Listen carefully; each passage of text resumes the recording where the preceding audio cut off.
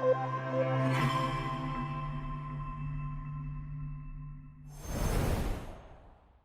what's up everyone? GameDad here, coming at you guys with a brand new compilation video, and this time we are taking a look at everything that was in my Nintendo Game Boy Advance Collection series. This was a 3-part series, so sit back, enjoy, and let's check out some games. Advance Wars 2 Black Hole Rising, released by Nintendo in 2003, and in games like this I always kind of go back to that example of an XCOM style kind of game. So it's turn-based and you have to cover different parts of ground and things like that, and you do troop movements and everything to get all of your different pieces where you want them. That way you can strategically take on your enemy and win your different battles. Here we have Castlevania Aria of Sorrow, released by Konami in 2003, and in this game you go through just like you would any other Castlevania game, and you have your side-scrolling, not really beat 'em up, but side-scrolling adventure kind of game, and you get your different platforming and stuff like that. But I gotta say, I really like the graphics and overall gameplay of this particular version, just because it's really intuitive, it's really easy, and it's a lot of fun to play. Up next is Castlevania Circle of the Moon, released by Konami in 2001. And this one, I really liked the different mechanics that they had in this game, because it really spoke to, that craving for a Castlevania game that you get anytime you play any of those original ones from like the NES days or anything like that.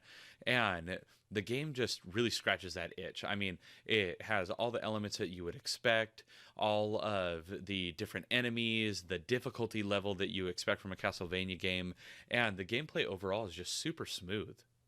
Now here we have Castlevania Harmony of Dissonance, and this was released by Konami in 2002, and this kind of coincides with, the overarching kind of, not really story, but the overarching theme that the other two Castlevania games in this video had.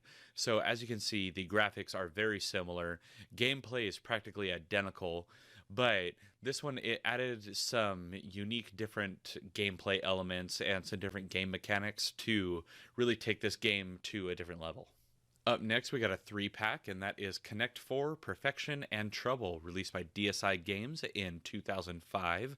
And this is exactly what you would expect. It is classic board games put into video game form and thrown into a 3-pack on a Game Boy Advance cartridge. So, I mean, right here I just show a little bit of gameplay of Connect 4 going on, and I mean, yeah, that's really all there is. It's just some board games in a digital video game form. I mean, it's entertaining if you have nothing else to do and you just want to pick up and play a little Connect 4 action. Here we have Crushed Baseball, released by Summit Soft Entertainment in 2004. And this game is fun because it kind of takes a regular baseball game and just adds some, more exciting elements to it. I mean, you can tell from the cover art going down there in the corner that it's not going to be, your everyday average kind of baseball game. And what was really cool, as you can see in this gameplay footage, is they really went for that 3D aesthetic with the stadium. So, I mean, it was really cool to see this on a handheld and see what it was really capable of. Now here we have Dragon Ball Z, The Legacy of Goku, released by Atari in 2002. And honestly, this is probably one of my top 3 favorite Game Boy Advance games. I don't know what it is about this. I mean, I am a fan of Dragon Ball Z, and I have a few of the old seasons on DVD and stuff like that, but I was never a super diehard DBZ fan. But this game, I mean, it was fun, it's quirky, it's cute and unique, and it just plays so well. I really enjoy playing through this game. Now, here we have its sequel, that is Dragon Ball Z, The Legacy of Goku 2, released by Atari in 2003, and this is just a straight-up continuation of the first one.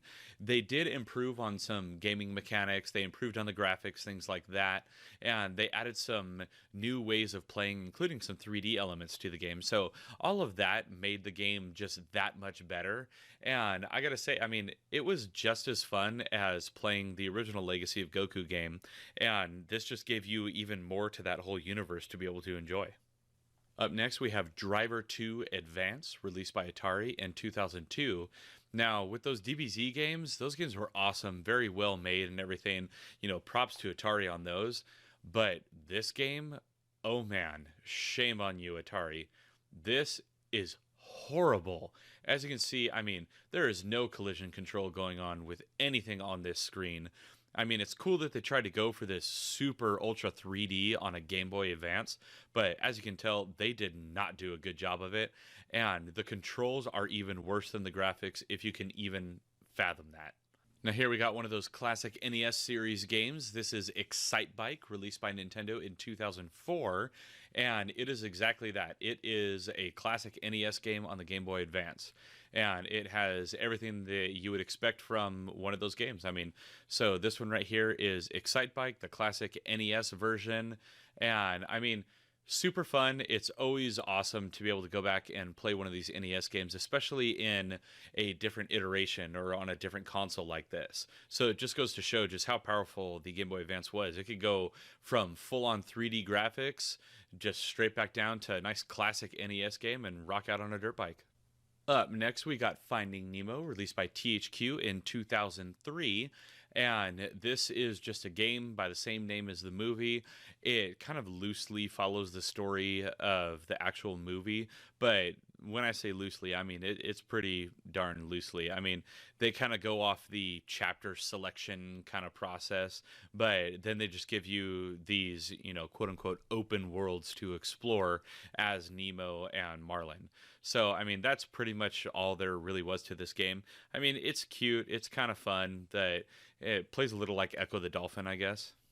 Now here we have Frogger's Adventures, Temple of the Frog, released by Konami in 2001. And this takes what you would normally expect from a Frogger game and kind of adds some new elements to it. So you still have to do some of, the hopping mechanics to get over different areas and work your way through the levels. But then it also has more of this like overworld and exploratory kind of aspect to it. So I mean, kind of a fun, different take on a Frogger game, since there isn't really much you can change in a Frogger game. So instead of changing, they just added a bunch of new stuff. Up next is Happy Feet, released by Warner Bros. In 2006. And again, this another movie adaptation to a video game, and again, it didn't really have much to do with the game. As you can see, this is actually the French version of the game. I did not even realize that I had the French version of the game until I plugged it in to capture footage for this, because everything about this game was all in English. So that was kind of a fun surprise, and you can see here as I kind of stumble my way through trying to figure out what the French says. Now here's a game I know everyone can be excited about. That is Horse Adventures Blue Ribbon Race, released by VU Games in 2003. We got another Barbie game. Now, I have to admit though, the game actually controls really well. It's super responsive. I mean, the game is slow. It is so slow paced. And I mean, you can see it just kind of chugging along in the footage. But you know what? When I press a button, it does what I want it to do, and it does it right away. And you can't really, fault a Barbie game for when it has really good controls. Up next, we got Hot Wheels All Out, released by DSi Games in 2006. And in this game, I thought that I was going to like it a lot more than I did when I first kind of saw how the gameplay worked in it, because it had a very like RC Pro-Am feel to it. But oh man, are the controls just so awful in this game. I mean, they are not sensitive when you need them to be, and they are way oversensitive when you don't want them to be. I mean, when I was capturing for this game, I was just running into everything in it. It was horrible. Now, here we have Hot Wheels World Race, released by THQ in 2003, and unlike the previous one in this video, this one actually controls extremely well. The game is super responsive. You get tons of different details in it. As you can see, all the different cars that you can select. It's got a ton of different tracks. And the game overall, I mean, it plays so smooth for what it is. I mean, you wouldn't really expect that much from a Hot Wheels game. But I gotta say, I had a lot of fun playing this one and found myself playing it for way longer than I initially intended to. Up first, we have Justice League Injustice for All, released by Midway in 2002. And in this game, you get to play as a couple of the different characters. As you can see right here, I'm flying around playing as Superman. And you go around, you have different collectibles that you get, you smash on different enemies, things like that. I mean, it has the typical action platformer kind of vibe that you would expect from this kind of game. I mean, graphic wise, it's okay. Gameplay, it's okay. There wasn't really anything buggy or glitchy about it, but I mean, it was just kind of an okay game overall. Next up, we have Lego Star Wars, the video game, released by Eidos Interactive in 2005. And this takes kind of a different approach than the other Lego games took. I'm assuming just because of the overall capability of the Game Boy Advance system. And as you can see, there wasn't really any kind of, animated cutscenes to it like in consoleized versions of this game. And it was more of just like still shot kind of cutscene action. And the overall gameplay was kind of weird. They kind of lock you into this perspective that you can see here without actually letting you really roam around in a full 3D space. Next, we have Lilo and Stitch, released by Disney Interactive Studios in 2002. And this one, it doesn't really follow the movie per se, but it gives you classic Disney action platformer kind of thing going on. It goes through, lets you play as some different characters. You get a bit of a story going along with it, and it kind of loosely follows the actual movie. So, I mean, overall, I mean, it's a fun, cutesy little game. A lot of games like this were released on the Game Boy Advance. Here is The Lion King 1.5, released by Disney Interactive Studios in 2003. And this one, I gotta say, it's a huge graphical jump compared to the last game. I mean, it's only 1 year later, but they did so much more with the colors, with the shadowing, the overall gameplay in general. It just felt like this game was a huge leap forward in what Disney Interactive was actually able to do in their games.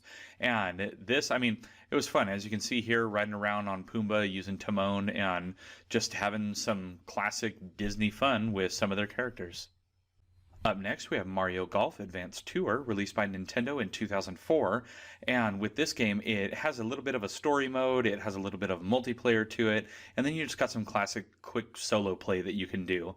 And this game, it's really fun because it takes a more comical approach to a golf game and lets you play as different Nintendo characters while you do it. So it was actually a lot of fun to be able to play through this game. Now, here we got Mario Kart Super Circuit, released by Nintendo in 2001, and I gotta be honest, this is probably one of my favorite Mario Kart games overall, because it was the first time that you could really take Mario Kart on the go with you. And graphically, I mean, it's better than Super Nintendo or anything like that. It doesn't compete with today's graphics, of course, but at the time, I mean, it was just mind-blowing what you were able to do with this game. You could pick it up and just do some quick solo play, or you could actually hook up, play with friends, and various things like that, and it was just a super fun game overall. Now here we have Medal of Honor Underground, released by Destination Software in 2002, and while this game does have just an absolutely inordinate amount of dialogue before it actually lets you play, which is annoying, it did try to go for a cool kind of Doom aspect. Unfortunately, it failed miserably. The frame rate of this game makes it nearly unplayable. It's ridiculous. There is no true aiming. It kind of auto locks onto people, but even that doesn't work very well. I mean, this game, just stay away. It is awful. Now here we have Metroid, released by Nintendo in 2004. But this is actually the original Metroid that came out on the Nintendo Entertainment System, the original NES. And this game is actually part of the classic NES series on the Game Boy Advance. They did a whole series of these games where they ported old NES titles to the Game Boy Advance because it was powerful enough to be able to handle them, unlike the original Game Boy. So this is just classic NES Metroid in all its glory, yet you get to take it on the go with you, which is really awesome. Now, here we have a combo cart that is Mousetrap, Operation, and Simon, released by Destination Software in 2005. And this lets you go through and play 3 classic board game style games, but on your Game Boy Advance. So with Simon, it's exactly what you'd expect. You touch the lights in the order that they appear. And then Mousetrap and Operation, they play exactly like the board games. So it's pretty cool to be able to have a digital version of these to take on the go with you. Next up, we have the Namco Museum, released by Namco in 2001, and in this game, it actually takes a few of the super popular Namco titles from back in the day and puts a kind of a new twist on them. It gives you some new modes, things like that. So as you can see right here, this is Miss Pac-Man, and it goes through, it has the classic game board in there, lets you play the game like you normally would, but then it adds a couple of special modes to it as well, in case you're looking for something to change it up a little bit. Up next, we have Naruto Ninja Council, released by Tomy Corporation in 2003, and this game is kind of a side-scrolling beat-em-up style game. So you go through and you can either play as Naruto or Sasuke, and you get to kind of work through the story of this game versus where a lot of beat-em-ups are kind of just you hit the level, you beat 'em up, and it has a super loose-fitting kind of story. This one actually develops a full-fledged story as you go around and play the game, so it was kind of nice to have that variety mixed with the beat-em-up genre. Here we've got Open Season, released by Ubisoft in 2006, and this game is another one of those that is loosely based off of the movie. It kind of takes you through the whole storyline of the movie, but doesn't follow it to the letter. So, I mean, it's kind of cool. You go through, you play as the bear, I forget his name right now, but you go through and you just play through the different levels. There's different collectibles to get. Your typical kind of side-scrolling action-adventure platformer kind of thing. So, I mean, it's fun. Up next is another movie adaptation, and that is Over the Hedge, released by Activision in 2006. And this one, I thought it was kind of cool right from the get-go right here. This is the title screen, or kind of like the loading screen, but you get to go around and control the character as you're walking through. You can see some reflections in the water, and it just kind of takes you through like the opening credits of the game, but it allows you to interact with them and play with them. And then after that, it just gets into exactly what you would expect. Kind of like Open Season, it's just following this movie instead. Now, here we have the Pac-Man collection, released by Namco in 2001, and this one gives you a few different Pac-Man kind of games. As you can see, there's one called Arrangement, there's Pac Attack, there's a few different options, and they're all different takes on Pac-Man games. So it was pretty cool to be able to play through a bunch of different variations of the classic Pac-Man game. As you can see right here, this one, it adds more of kind of a 3D effect, adds some animation to all the little pellets and stuff like that. So it was a fun variation of a classic arcade game. Now, last up is the Phantasy Star Collection, released by THQ in 2002, and this one actually takes you through a collection of the original Phantasy Star games. So this wasn't part of like the classic NES series or anything like that, but it's kind of, I wouldn't say a reimagining, but kind of a mild update to the original Phantasy Star games, and it lets you go through and play them on a handheld. So another cool thing to be able to have in my Game Boy Advance collection. First, we have Pokemon Emerald version, released by Nintendo in 2004.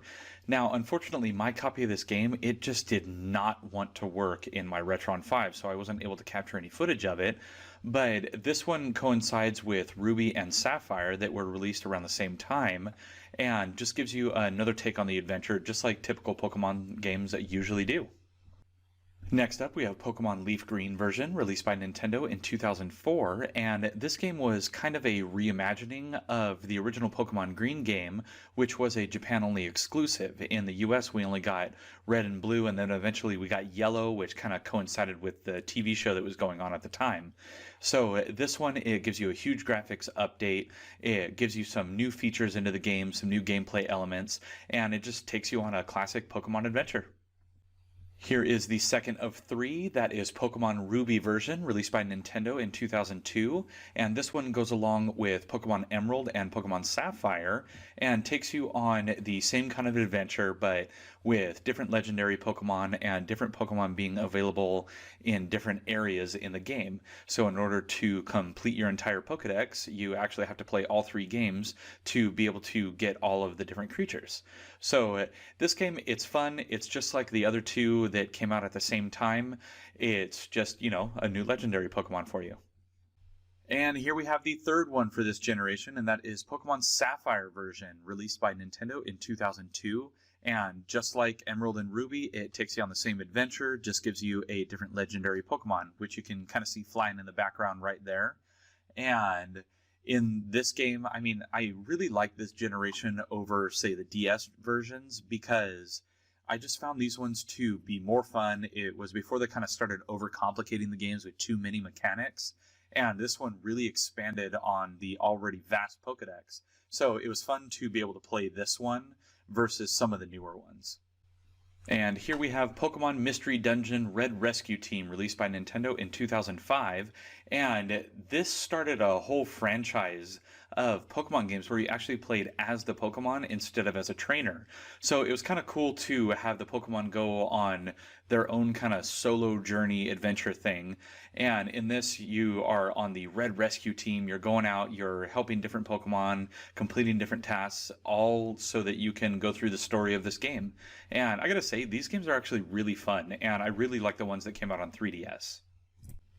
Alright, so here we have Power Rangers Dino Thunder, released by THQ in 2004, and this game is really fun. It actually has some pretty decent gameplay mechanics. It's smooth, it's not really clunky at all, it's got really great graphics, and instead of limiting you to, like, you know, a generic punch and kick, like maybe say an old Batman kind of game, this game, it actually gives you different moves that you can do. You have aerial combat, you have ground, you have crouch, you have different things that you can do to play through this game, and it's really fun when you do it.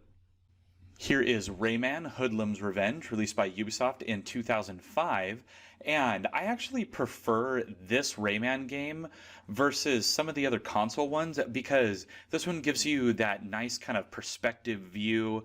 It still gives you elements of 3D while remaining in not necessarily a 2D world, but a more simplistic view. You don't have open camera angles or anything like that, but there's still a lot happening in the game, and it's really fun to go on that collect-a-thon with Rayman and just play through the story of the game.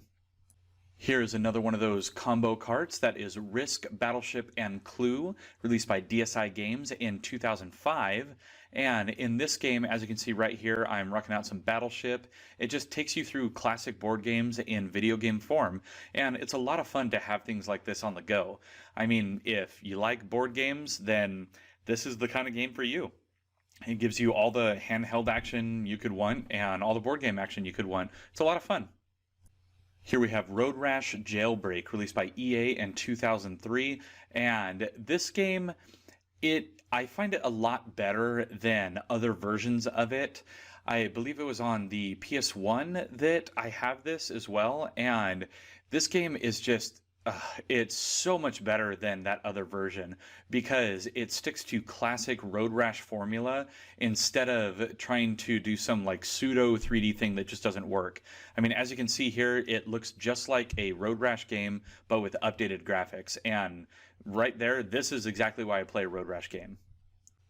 Here we have Rainbow Six Rogue Spear, released by Ubisoft in 2002, and for a Game Boy Advance game that is like military, that kind of style, this game is just miles beyond the Medal of Honor Underground game that is also on this same handheld. I mean, as you can see, you have kind of squad-based combat. You got you and 3 other people in your squad. You go around and you fight the baddies. I mean, this game, it controls extremely well for what it is, and it's just a ton of fun to go through and execute all the different missions that this game has. Here is LEGO Star Wars 2, the original trilogy by LucasArts, released in 2006. And this one, I think, takes a much more streamlined approach than the previous LEGO game that I showed in another video. And this one, it gives you more of that classic LEGO game feel. It still doesn't have the open camera angles or anything like that, but the animations are much smoother. As you can see, they add some actual background effects to it, and the game actually plays like what you would expect from a modern day LEGO game, which is really nice compared to the other one. And here is yet another movie adaptation. That is Shark Tale, released by Activision in 2004. And this, I could not tell you if it follows the movie or not because I never actually watched this movie, so I would not know. But you go around and it has a very like Echo the Dolphin kind of vibe to it. It controls the same way. You get like a couple new attack style things, and I guess the fish in this game is able to do that in the actual movie. But overall, I mean, I thought this game was pretty poor quality, and I most likely won't go back to it. Here we have Shaun Palmer's Pro Snowboarder, released by Activision in 2001, and in this game they tried really hard to go for that whole Tony Hawk's Pro Skater vibe, but they just failed miserably. I mean, the graphics are nowhere near as good, obviously, and it's just the controls are horrible. I mean, as you can see from the footage, I just instantly ended up down at the bottom section of the screen instead of being able to actually go around and do anything. I mean, I couldn't really figure out how to get any of the tricks to work properly. It was super hard to tell if I was ever in the air or on the ground, and it just wasn't a good game. And here we have Sonic Advance 3, released by Sega in 2004, and this game is actually a continuation of what became a pretty popular franchise on the Game Boy Advance with these Sonic Advance games. You go through classic Sonic gameplay. They do add some more like 3D elements to the game, really taking advantage of the Game Boy Advance hardware. But overall, I mean, at its heart, it is still a Sonic game, and it has classic Sonic tunes to it, and overall, it's just a fun game. I mean, I really enjoyed playing through it. And last up for this video, we have the SpongeBob SquarePants movie, released by THQ in 2004, and this is your typical action platformer 2D side-scrolling kind of thing, where you go through and you're just playing with SpongeBob characters this time. It seems like there's a million of these kind of games out for various consoles, and I mean, everyone always tries to copy the Mario formula, but it doesn't always work. In this case, it didn't really work in my opinion.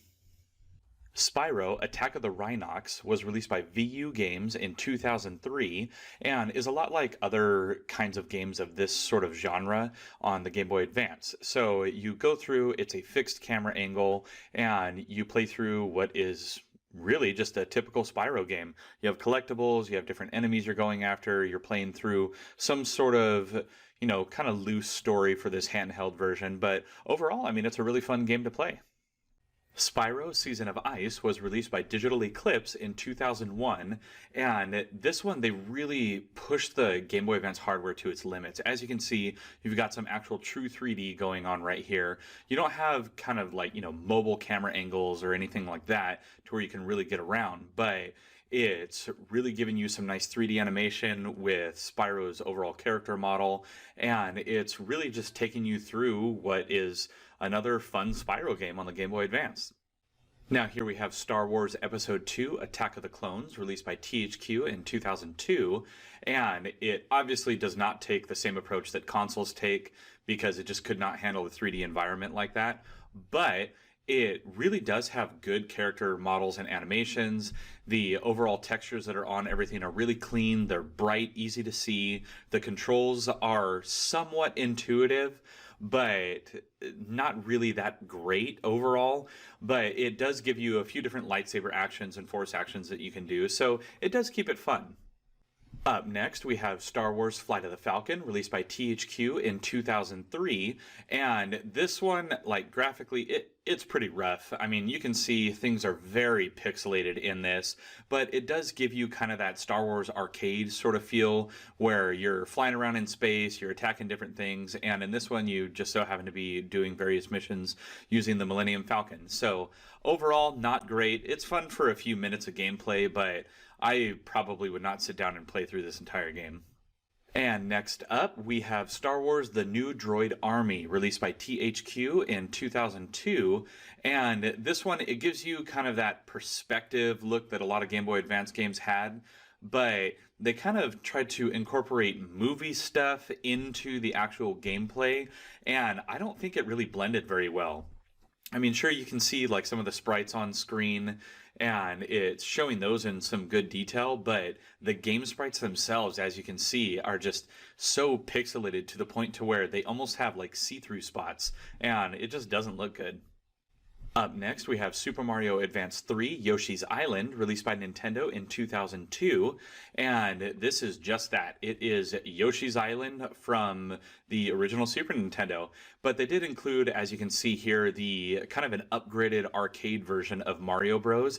I think this might be the same one that they included on the All-Star Pack for the Super Nintendo. It has that same kind of graphical feel, but still a lot of fun to go through and play, and plus you get Yoshi's Island in a handheld. Up next, we have Super Monkey Ball Jr., released by THQ in 2002, and I gotta say, this game is awesome. It's everything you love about Super Monkey Ball in a handheld, and it controls really well. It's super intuitive. You don't have any kind of things like with the Wii controls on those games. It was really touchy, but on this, you just use the D-pad, you roll around, collect bananas, hit the goal, and you're good to go. Now, here we have Tomb Raider: The Prophecy, released by Eidos in 2002. And while this takes a different approach than other Tomb Raider games, and graphically it's not that great, it's kind of slow, I actually do really like this game. It was fun and intuitive the way that they gave 3D landscapes in this. So as you can see here, you know, the character model is just moving up and down and side to side, but depending on what is in front of you will actually determine if you are climbing into the depth of the level more. So they give you a 3D effect while maintaining a 2D platforming game. Up next is Tony Hawk's American Skateland, released by Activision in 2005, and this one works a lot better than some of the other handheld Tony Hawk games. I mean, graphically, it's still nothing crazy, but I will say that I really like how bright and colorful it is, and they really gave it a cel-shaded kind of effect by putting that outline around all the different objects, which really makes it pop a little bit more. Control-wise, it controls fairly well. Gameplay is a little slow, but overall, it's a pretty good game. Here we have Tony Hawk's Underground 2, released by Activision in 2004. And in this game, there's definitely no cel shading kind of look going on here. They definitely tried to add a lot more detail to character models in this game. And the controls overall are pretty much the same. The game feels a little bit faster, but not much. And you just go through and you're just playing a Tony Hawk game just on Game Boy Advance. I mean, there isn't really anything special about this game that I can tell. Now, here's one with a bit of a weird concept. This is Uno Freefall, released by DSi Games in 2007. And this one kind of combines Tetris and Uno and kind of like a puzzle strategy kind of game. I mean, it's pretty weird. You go through and you're matching up different Uno tiles, and that's how you can build up more points and clear different things out. But overall, I mean, it seems a little convoluted for the concept. I would have much rather just played a classic game of Uno. Here we've got another combo cart, and that is Uno and Skip-Bo, released by DSi Games in 2006. And this one has much more of a classic Uno feel to it. As you can see here, you get some computer players that you can play with, and you can just go through the game and have fun, whether you're on your own, or I believe this even had the capability of hooking up with a link cable so you could play against somebody else. So this game, pretty fun, nice classic Uno game, and then they add kind of another variation of it with Skip-Bo. And here we have Wario Land 4, released by Nintendo in 2001. And as you can see, this game, it's bright, it's colorful, and it's everything that you would expect from the Wario Land franchise. Now, at this point in this franchise, you can tell that they really hit their groove. They slowly add new game mechanics with each game, and they give you slight graphical updates, but overall, it's the same classic Wario game that you know and love already. So it was really fun to be able to go ahead and play through yet another Wario Land game and still have a blast doing it. Now, here we have X2 Wolverine's Revenge, released by Activision in 2003. And this one is kind of just a cool Wolverine beat-em-up style game. As you can see, the graphics are fairly nice for Game Boy Advance, and you go through, you're playing as Wolverine, and you just get to beat up anything and everything in your path. You get to pull out those claws every once in a while, and you just play through a fun 2D platformer beat-em-up game. I really enjoyed playing this one. And the last video in this current collection series for Game Boy Advance is The Legend of Zelda, released by Nintendo in 2004. And this is another one of their classic NES series games that they released on the Game Boy Advance. So if you have ever played the original Zelda on the NES, then you will know exactly what this game is all about. It is the same ROM, and you just get to go through and have some classic Zelda fun in a handheld. So there you have it, everyone. That was everything that was in my Game Boy Advance Collection series. So there you have it, everyone. That was everything that was in my Game Boy Advance Collection series. This is a phenomenal handheld. It was amazing for its time, and honestly, even today, it's still an amazing handheld.